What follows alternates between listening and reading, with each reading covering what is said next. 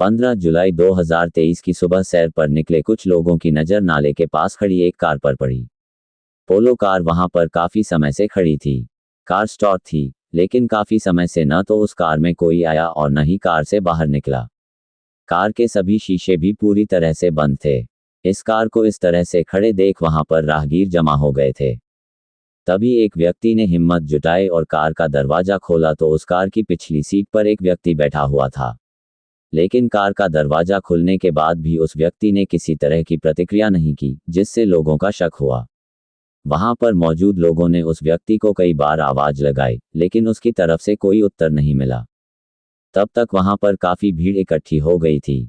उसी भीड़ में मौजूद एक व्यक्ति ने उसे पहचानते हुए बताया कि वह रामबाग कॉलोनी रामपुर रोड हल्द्वानी का होटल मालिक अंकित चौहान पुत्र धर्मपाल चौहान है।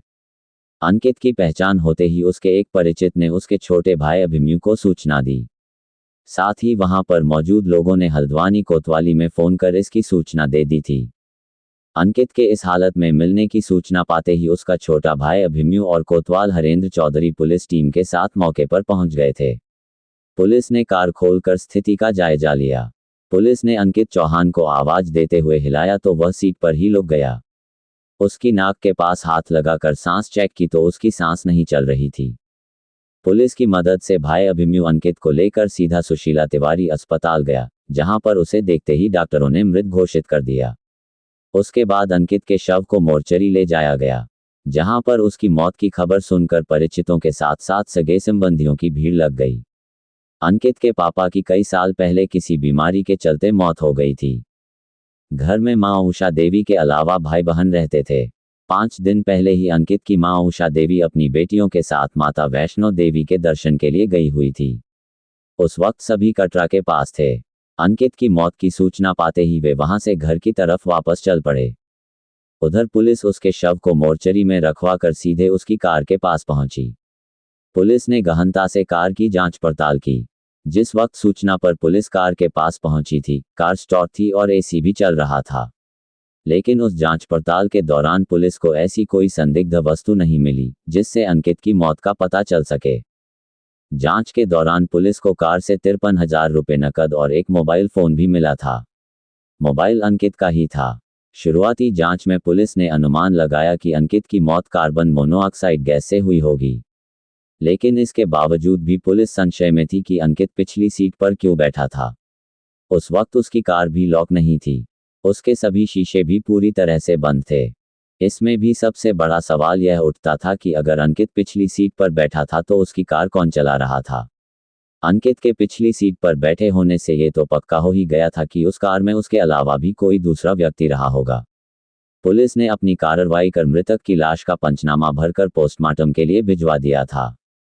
पोस्टमार्टम के दौरान डॉक्टरों को मृतक के शरीर पर किसी भी तरह के निशान नहीं मिले, लेकिन उसके दोनों ही पैरों पर एक जैसे सर्पदंश जैसे निशान जरूर नजर आए थे, जिससे कयास लगाया जा रहा था कि अंकित वहां पर पेशाब करने गाड़ी से उतरा होगा और उसी दौरान उसके पैरों में सांप ने काट लिया हो। लेकिन इस बात के भी दो पहलू थे। अगर सांप काटता तो एक ही पैर में काटता, लेकिन उसके दोनों ही पैरों में एक जैसे ही निशान मिले थे, जिससे अंकित की मौत का मामला उलझता ही जा रहा था। सोमवार को पुलिस को पोस्टमार्टम रिपोर्ट मिली, जिसमें साफ लिखा गया था कि अंकित की मौत सांप के काटने से ही हुई थी। लेकिन इस बात को उसके घर वाले बिल्कुल भी मानने को तैयार नहीं थे। कारण वही था कि अगर उसके पैर में सांप ने ही काटा था तो एक ही सांप ने उसके दूसरे पैर में ठीक उसी जगह पर कैसे काटा। उसके बाद उसकी मौत का दूसरा पहलू ये भी था कि वह पिछली सीट पर क्यों बैठा पाया गया। इस मामले को लेकर मृतक अंकित चौहान की बहन ईशा चौहान की तरफ से पुलिस को एक लिखित तहरीर दी गई थी, जिसके आधार पर पुलिस ने अज्ञात के खिलाफ हत्या का केस दर्ज कर लिया। व्यापारियों के दबाव में आई पुलिस। अंकित के घर वालों के साथ साथ कुछ व्यापारियों की जिद के आगे पुलिस की एक न चली। व्यापारियों के दबाव के चलते नैनीताल के एसएसपी पंकज भट्ट ने तत्काल अधीनस्थों के साथ एक मीटिंग की। उसके बाद पोस्टमार्टम करने वाले डॉक्टरों से मृत्यु के कारणों के संबंध में चर्चा करने के बाद पुलिस अन्य पहलुओं को लेकर फिर से उसकी जांच में जुट गई। केस के खुलासे के लिए एसएसपी पंकज भट्ट ने एक पुलिस टीम का गठन किया। टीम में कोतवाल हरेंद्र चौधरी, एसएसआई विजय मेहता, महेंद्र प्रसाद, मंगलपराव चौकी प्रभारी जगदीप नेगी, एसआई कुमकुम धानिक, मंडी चौकी प्रभारी गुलाब काम्बोज, इसरार नबी, घनश्याम रौतेला, चंदन नेगी, अरुण राठौर, बंशीधर जोशी, छाया, एसओजी प्रभारी राजवीर नेगी, कुंदन कठावत, त्रिलोक रौतेला, दिनेश नागर, अनिल गिरी, भानुप्रताप व अशोक को शामिल किया। जिस जगह अंकित की कार खड़ी पाई गई थी, उससे काफी दूरी पर एक सीसीटीवी कैमरा लगा हुआ था। पुलिस ने उसकी फुटेज निकालकर चेक की तो रात के 12 बजे के समय घटनास्थल पर एक कार की लाइट दिखाई दी थी, जिसके कुछ समय बाद ही कार की लाइट बंद हो गई थी। उसके बाद उस कार के पास एक और कार आकर रुकी, जो थोड़ी देर बाद ही वहां से चली गई थी। मृतक के दोनों पैरों में एक ही जैसे 2 निशान मिलने से पुलिस को भी शक था कि कहीं किसी ने जानबूझकर तो सांप से कटवाकर उसकी हत्या तो नहीं कर दी। उसी शक की बुनियाद पर पुलिस ने अपनी जांच आगे बढ़ाई। पुलिस ने फिर से मृतक के घर वालों से पूछताछ की। घर वालों ने बताया कि रामपुर रोड छठ पूजा स्थल के पास रामबाग कॉलोनी से शुक्रवार की देर शाम वह अपनी कार से निकला था, लेकिन देर रात तक वह घर नहीं पहुंचा। घर वालों ने उसका देर रात तक इंतजार किया। अंकित कई बार होटल में ही सो जाता था, जिसके कारण उन्हें उसकी कोई चिंता नहीं थी। उसके साथ उस रात क्या हुआ पता नहीं।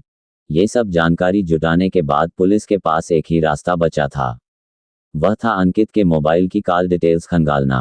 पुलिस को पूरी उम्मीद थी कि उसकी मौत का राज जरूर उसके मोबाइल से ही मिल सकता है। यही सोचकर पुलिस ने अंकित के मोबाइल की कॉल डिटेल्स खंगाली तो उसमें एक फ़ोन नंबर ऐसा सामने आया जिस पर अंकित की सबसे ज़्यादा बातें होती थीं। वह नंबर था हल्द्वानी के बरेली रोड गोरापड़ाव क्षेत्र में रहने वाली माही आर्या उर्फ डॉली का, लेकिन वह उस वक्त बंद आ रहा था। उसके बाद पुलिस ने माही के फेसबुक और इंस्टाग्राम पर सर्च किया तो सभी अकाउंट बंद मिले।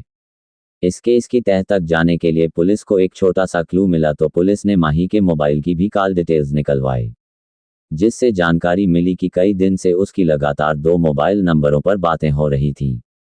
उसमें एक नंबर था दीप कांडपाल का और दूसरा रमेश नाथ का। इन नंबरों के मिलते ही पुलिस ने इनको डायल किया तो ये दोनों नंबर भी बंद पाए गए। कॉल डिटेल्स से मिली सफलता। इन दोनों नंबरों के बंद आने से पुलिस को एक आशा की किरण दिखाई दी। पुलिस को लगा कि जरूर अंकित की मौत का राज इन्हीं 2 फोन नंबरों में छिपा हुआ है। इस तरह से कड़ी जोड़ते हुए पुलिस ने दीप कांडपाल की कॉल डिटेल्स खंगाली तो उसमें भी एक ऐसा नंबर मिला जिस पर वह हर रोज बातें करता था। पुलिस उसी नंबर पर कॉल कर किसी तरह से उसके पास पहुंचने में कामयाब हो गई। उस युवक ने बताया कि वह दीप कांडपाल के साथ मिलकर शराब का कारोबार करता है।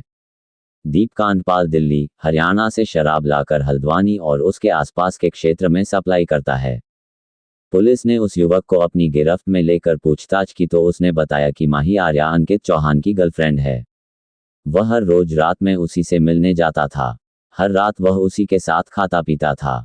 शराब पीने के बाद वह गाली गलौज भी करता था, जिससे माही आर्या तंग आ गई थी। उसके बाद से ही दोनों के संबंधों में खटास आने लगी थी। पुलिस ने रमेश नाथ, दीप कांडपाल और माही के फ़ोन नंबरों को पहले ही सर्विलांस पर लगा रखा था। सभी नंबर काफ़ी समय से बंद चल रहे थे, लेकिन अचानक ही रमेश नाथ का मोबाइल ऑन हुआ। उसी दौरान पुलिस को उसकी लोकेशन मिल गई। लोकेशन मिलते ही पुलिस आनन फानन में उसके पीछे लग गई। पुलिस ने तत्परता दिखाते हुए रमेश नाथ को बरेली से गिरफ्तार कर लिया। रमेश नाथ एक सपेरा था। सपेरे को गिरफ्तार कर पुलिस ने उससे कड़ी पूछताछ की। उसने अंकित हत्याकांड का खुलासा कर दिया। रमेश नाथ ने स्वीकार किया कि अंकित की हत्या उसके द्वारा लाए गए सांप से कटवाकर ही की गई थी। सपेरे रमेश नाथ ने बताया कि वह हल्द्वानी में मानपुर पश्चिम में किराए के मकान में रहता है। वहीं से वह घर घर जाकर मांगने, खाने व सांप पकड़ने का काम करता है। रमेश नाथ ने पुलिस को जानकारी देते हुए बताया कि अब से लगभग 7-8 महीने पहले एक युवक ने उसे माही उर्फ डॉली से मिलवाया था। युवती को किसी ज्योतिष ने बताया था कि उस पर कालसर्प योग है, जिसके उपचार के लिए किसी जहरीले नाग की पूजा करनी होगी। उसके बाद उसका कालसर्प योग खत्म हो जाएगा। सपेरे ने उस वक्त माही की मांग पर उसे एक सांप ला कर दिया था, जिसके बाद से सपेरे का उसके घर आना जाना शुरू हो गया था। सपेरा रमेश नाथ ने खोला मुंह। माही के घर पर अंकित चौहान, दीप कांडपाल, नौकर रामोतार और नौकरानी उषा का आना जाना लगा रहता था। उसी दौरान एक दिन अंकित को छोड़कर सभी माही के घर पर मौजूद थे। उसी दौरान दीप कांडपाल ने उसे बताया, अंकित ने माही को परेशान कर रखा है। माही अब अंकित को प्यार नहीं करती। माही अब मुझसे प्यार करती है, लेकिन अंकित फिर भी उसे तंग करता रहता है। कभी भी वह उसके घर आ जाता है और शराब पीकर मारपीट करता है। उसने इसका जीना हराम कर रखा है। माही की परेशानी को देखकर मुझे गुस्सा भी आ जाता है। मन करता है कि उसका खेल खत्म ही कर दूं, लेकिन पुलिस हम पर शक करके तुरंत ही गिरफ्तार कर लेगी। इसलिए हम चाहते हैं कि तुम हमें एक जहरीला सांप ला कर दे दो, जिससे कटवाकर हम उसकी हत्या कर सकें, जिससे लोगों को लगे कि सांप के काटने से अंकित की मौत हो गई। इस काम के बदले माही ने उसे नौकर रामोतार व नौकरानी उषा को 10-10,000 रुपए भी दिए। ये जानकारी मिलते ही पुलिस ने माही के नौकर और उसकी नौकरानी की तरफ ध्यान दौड़ाया। पुलिस दिन रात एक करके नौकर रामोतार के पीछे पड़ी तो उसका कनेक्शन पीलीभीत से जुड़ा हुआ मिला। पुलिस जैसे तैसे करके रामोतार के घर पहुंची तो पता चला कि वह नेपाल भाग गया है। इस जानकारी के मिलते ही पुलिस टीम नेपाल पहुंची। नेपाल पहुंचते ही पुलिस ने वहां के तमाम होटल और कैसीनो भी छान मारे, लेकिन कहीं भी रामावतार का पता नहीं चल सका। उसके बाद नेपाल की सीमा पर भी निगरानी रखी, लेकिन कहीं भी कोई सफलता नहीं मिली। उसके बाद पुलिस टीम ने इन चारों की तलाश में दिल्ली व पीलीभीत में डेरा डाल दिया। साथ ही पुलिस ने माही समेत चारों पर 25-25,000 का इनाम भी घोषित कर दिया था। आरोपियों तक पहुंचने के लिए पुलिस ने पहले ही मुखबिरों को लगा रखा था। उसी दौरान 23 जुलाई 2023 को पुलिस को एक मुखबिर से सूचना मिली कि दीप कांडपाल और उसकी प्रेमिका माही आर्या पुलिस की पकड़ से बचने के लिए रुद्रपुर की कोर्ट में सरेंडर करने जा रहे हैं। ये जानकारी मिलते ही पुलिस और एसओजी की टीम ने घेराबंदी कर दोनों को कोर्ट में पेश होने से पहले ही गिरफ्तार कर लिया। दोनों को गिरफ्तार कर पुलिस टीम उन्हें हल्द्वानी कोतवाली ले आई। कोतवाली लाते ही माही आर्या ने सहज ही अपना जुर्म कबूल कर लिया। उसने स्वीकार किया कि उसने ही सपेरे से सांप मंगाकर अंकित को कटवाया था, जिसके कारण ही उसकी मौत हुई थी। पुलिस के सामने उसने अपनी जिंदगी की जो फाइल खोल कर रखी, उससे इश्क, सेक्स, धोखा और कत्ल की लंबी कहानी उभरकर सामने आई। स्कूल टाइम में ही बहक गई थी माही। नैनीताल जिले के हल्द्वानी शहर से रामपुर रोड पर लगभग 3 किलोमीटर दूर एक गांव पड़ता है प्रेमपुर लोशानी। माही आर्या उर्फ डॉली का जन्म इसी गांव के एक साधारण परिवार में हुआ था। भले ही माही आर्या ने एक साधारण परिवार में जन्म लिया था, लेकिन जितनी देखने भालने में वह खूबसूरत थी, उससे कहीं ज्यादा महत्वाकांक्षी भी थी। गरीबी में जन्म लेने के बाद उसका पालन पोषण भी आर्थिक तंगी में ही हुआ, लेकिन उसकी खूबसूरती ने गरीबी के आगे भी हार नहीं मानी थी। जैसे जैसे उसने जवानी की दहलीज पर कदम रखा, उसकी सुंदरता में और भी निखार आता गया, जिसके कारण वह आस पड़ोसियों की भी चहेती बनी हुई थी। गरीबी से लड़ते झगड़ते उसने किसी तरह से हाई स्कूल पास कर लिया, लेकिन हालात से हार कर उसे अपनी आगे की पढ़ाई बंद करनी पड़ी। हाई स्कूल तक आते आते कई युवक उसकी खूबसूरती के दीवाने बन गए थे।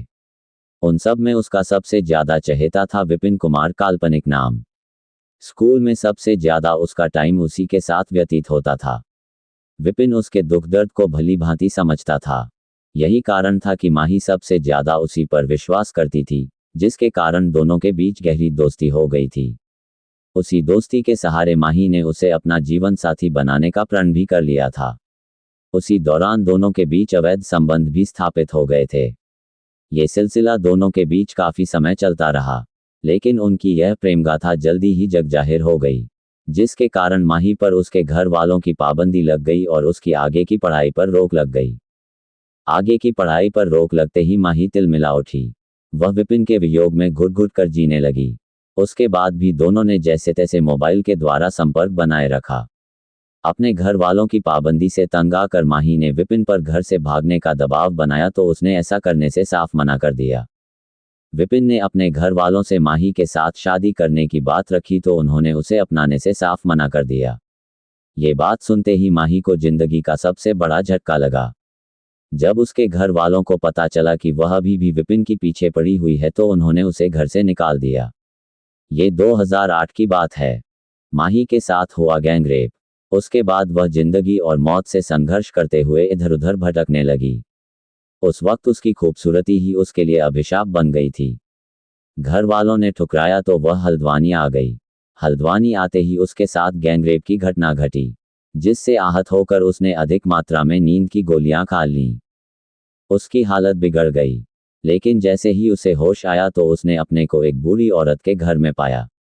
उसके ठीक होने तक उस बूढ़ी औरत ने उसकी खूब सेवा की। बूढ़ी औरत की तरफ से सहानुभूति मिलते ही वह उसी के पास रहने लगी। लेकिन कुछ ही दिन बाद उसे पता चला कि वह उस औरत के पास आने के बाद एक दलदल में फंस कर रह गई। हालांकि वह औरत बड़े लोगों के यहाँ पर काम करके अपनी गुजर करती थी, लेकिन उसके कुछ ऐसी औरतों से भी संबंध थे जो जिस्म फरोशी के धंधे से जुड़ी थीं। माही ने जिंदगी से हार मानने हुए उन्हीं औरतों के साथ काम करना शुरू कर दिया। जहां पर रहकर माही की आर्थिक स्थिति सुधरी तो उसे पैसे का लालच आने लगा। उसी धंधे के सहारे वह कुछ ही दिनों में पैसों में खेलने लगी और जल्दी ही उसने शहर के बड़े बड़े लोगों के साथ मजबूत संबंध बना लिए थे। उसी दौरान उस पर शहर के एक नामी गिरामी कांग्रेस नेता की कृपा बरसी और वह मकान मालिक बन बैठी। उस कांग्रेसी नेता ने उससे खुश होकर हल्द्वानी के गोरापड़ाव में उसका मकान ही बनवा दिया था। मकान बनते ही माही उस घर में अकेली ही ठाट बाट से रहने लगी थी। यही नहीं, उसने अपने घर के कामकाज के लिए एक नौकरानी और नौकर भी रख लिया था। कालगल माही के ठाट बाट और रहन सहन से हल्द्वानी के पूर्व सभासद का बेटा भी उसके संपर्क में आया। वह माही की सुंदरता पर रीझ गया और उसने उसके साथ दोस्ती करने के बाद उससे शादी भी कर ली थी। सभासद के बेटे के साथ शादी करने के बाद वह कुछ दिन अपनी ससुराल में रही, लेकिन शादी के बाद भी उसकी पुरानी हरकतें छूटने को तैयार नहीं थीं, जिससे उसके ससुराल वाले बुरी तरह से तंग आ चुके थे। यही कारण रहा कि कुछ ही दिनों में उसे शादी जैसा बंधन अखरने लगा। उसके बाद वह ट्रांसपोर्ट नगर स्थित अपनी ससुराल छोड़कर गोरापड़ाव में अपने घर आकर रहने लगी थी। जिस्म परोस कर कमाने लगी पैसे। अपनी ऊंची ख्वाहिशों के कारण माही समाज में अकेली ही रह गई थी। उसने अपने जिस्म को बेचकर इतना पैसा कमा लिया था कि वह ऐशो आराम की जिंदगी जी रही थी। एक बार वह जिस्म फरोशी के धंधे में उतरी तो उसने पीछे मुड़कर नहीं देखा। अपने जिस्म के बूते पर उसने जो चाहा उसे हासिल कर लिया। उसी वक्त उसने एक कार खरीदने का मन बनाया। कार खरीदने का मन बनाते ही उसने पुरानी कार की तलाश शुरू कर दी थी। अंकित चौहान पुरानी कार खरीदने बेचने का काम करता था। वह कार खरीदने के लिए उससे मिली। माही की खूबसूरती देखते ही अंकित चौहान भी उसका दीवाना हो गया। उसी बहाने से अंकित चौहान ने उसका मोबाइल नंबर भी ले लिया था। फिर दोनों में जल्दी ही दोस्ती भी हो गई। धीरे धीरे दोनों की नज़दीकियां बढ़ी तो वह भी उसके घरेलू कामों में उसकी सहायता करने लगा था। अंकित हर रोज रात को माही के पास जाता था, वहीं पर रात का खाना खाता और उसके साथ ही रात रंगीन करता था। माही को पता था कि अंकित बहुत बड़ी प्रॉपर्टी का मालिक है। उसके पास उसका अपना होटल भी है। यही सोचकर उसने उसके साथ शादी करने का मन बनाया। उसने कई बार उससे शादी करने वाली बात भी कही, लेकिन उसने एक कान से सुनकर दूसरे कान से बाहर निकाल दिया, जिससे माही को लगने लगा था कि वह केवल उसकी देह का ही दीवाना है। उसी दौरान माही को जानकारी मिली कि वह उसके साथ साथ किसी अन्य युवती से भी प्यार करता है। ये जानकारी मिलते ही माही परेशान हो उठी। फिर माही ने उससे पूरी तरह से पीछा छुड़ाने का मन बना लिया था, लेकिन इसके बावजूद अंकित उस पर अपना ही अधिकार जमाता था। हर रात उसी के साथ खाता पीता और फिर उसे मारने पीटने भी लगा था। अंकित के व्यवहार से वह समझ गई कि वह उससे किसी भी कीमत पर शादी करने वाला नहीं। वह केवल उसके शरीर का ही उपयोग कर रहा है। उसके बाद धीरे धीरे उसके मन में अंकित के प्रति नफरत पैदा हो गई थी। दीप कांडपाल बना नया प्रेमी। साल 2016 में उसकी मुलाकात मोटाहल्दू निवासी दीप कांडपाल से हुई। दीप कांडपाल शराब बेचने का अवैध धंधा करता था। उसके साथ ही वह प्रॉपर्टी खरीदने बेचने का काम भी करता था। उसके पास काफी रुपया पैसा था। दीप कांडपाल भी उसकी खूबसूरती पर इस कदर लट्टू हुआ कि उसे देखते ही पहली मुलाकात में उससे दोस्ती कर ली। दीप कांडपाल से दोस्ती होते ही माही ने अंकित की अनदेखी करना शुरू कर दिया था। माही के लिए मर्द बदलना कपड़े बदलने के बराबर हो चुका था। कुछ ही दिनों में उसने दीप कांडपाल के साथ भी संबंध बना लिए। वह भी उसके घर आने जाने लगा था। यही नहीं, दीप कांडपाल ने उसे प्रॉपर्टी डीलिंग के काम में अपने साथ रख लिया था। माही ने पहले से ही अपने घर के काम के लिए उषा, उसके पति रामअवतार को रख रखा था। उषा ही माही के घर के कामकाज करने के साथ ही उसका खाना भी बनाती थी। माही के घर के सामने ही एक खाली प्लॉट पड़ा हुआ था। उषा ने वहीं पर एक झोपड़ी डालकर अपना बसेरा बना लिया था। अंकित उषा से बुरी तरह से चिढ़ता था। उसका भी एक कारण था कि उषा हर वक्त उसी के घर पर पड़ी रहती थी। अंकित की मारपीट से बचने के लिए वह कभी भी खाना भी वहीं पर खाती थी, जिसके कारण वह उषा देवी और उसके पति को अपनी अय्याशी में बाधा मानता था। जबकि उससे तंग आकर दीपू कांडपाल, रामावतार व उसकी पत्नी उषा से उसकी घनिष्ठता बढ़ गई थी। अंकित से परेशान एक दिन माही ने किसी ज्योतिष को अपना हाथ दिखाया। तब उस ज्योतिष ने माही का हाथ देखते हुए बताया कि उस पर कालसर्प दोष चल रहा है, उससे छुटकारा पाने के लिए उसे कालसर्प दोष की पूजा करानी होगी। उसके लिए एक जहरीले नाग की जरूरत होगी। अब से लगभग 8 महीने पहले माही की मुलाकात सपेरे रमेश नाथ से हुई। रमेश नाथ गली गली घूमकर अपनी रोजी रोटी चलाता था। रमेश नाथ से मिलकर उसने उससे एक जहरीला सांप लाने को कहा। रमेश नाथ जंगल से एक सांप पकड़कर लाया। उसके बाद माही ने अपने घर में कालसर्प दोष की पूजा कराई, जिसके बाद उसने रमेश नाथ को अपना गुरु मान लिया था। रमेश नाथ तभी से बराबर उसके संपर्क में बना हुआ था। उसी आने जाने के दौरान माही ने सपेरे रमेश नाथ के साथ भी अवैध संबंध बना लिए थे। वहीं पर रमेश नाथ की मुलाकात दीप कांडपाल, उषा और उसके पति रामावतार से हुई। अंकित नहीं छोड़ रहा था माही का पीछा। हालांकि माही ने अंकित से बात करना बिल्कुल ही बंद कर दिया था, इसके बावजूद अंकित उसका पीछा छोड़ने को तैयार न था। अंकित से तंग आकर एक दिन माही स्कूटी से उसके घर के पास पहुंची और उससे कहा कि वह आज उसके घर वालों से उसकी शिकायत करने आई है।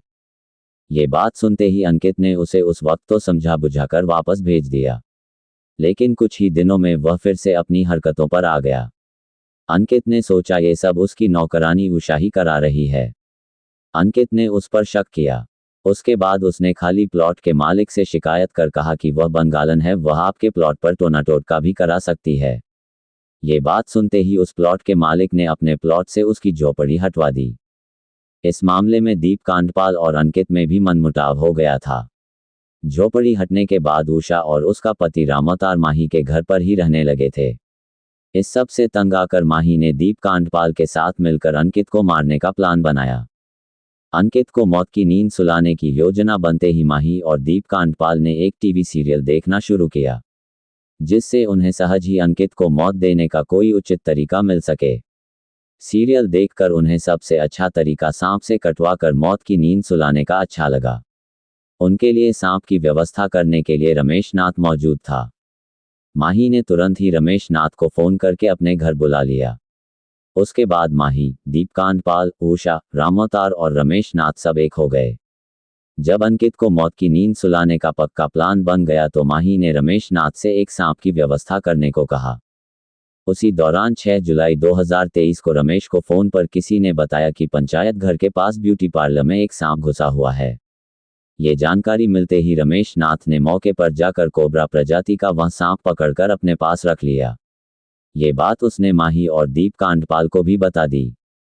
कोबरा से डसवाकर प्रेमी को दी मौत। सांप की व्यवस्था होते ही माही ने 8 जुलाई 2023 को अंकित को मौत की नींद सुलाने का प्लान बनाया। क्योंकि उस दिन अंकित का बर्थडे था, उस दिन अंकित माही के घर पहुंचा और वहां पर मौजूद सभी लोगों के साथ शराब पीकर मौज मस्ती की। लेकिन उस दिन ये लोग अंकित को मारने में नाकामयाब रहे। उसके बाद 14 जुलाई को योजनानुसार माही ने अंकित को अपने घर बुलाया। उस दिन माही के घर दीप कांडपाल, सपेरा रमेश नाथ, नौकरानी उषा और उसका पति रामावतार सभी मौजूद थे। माही ने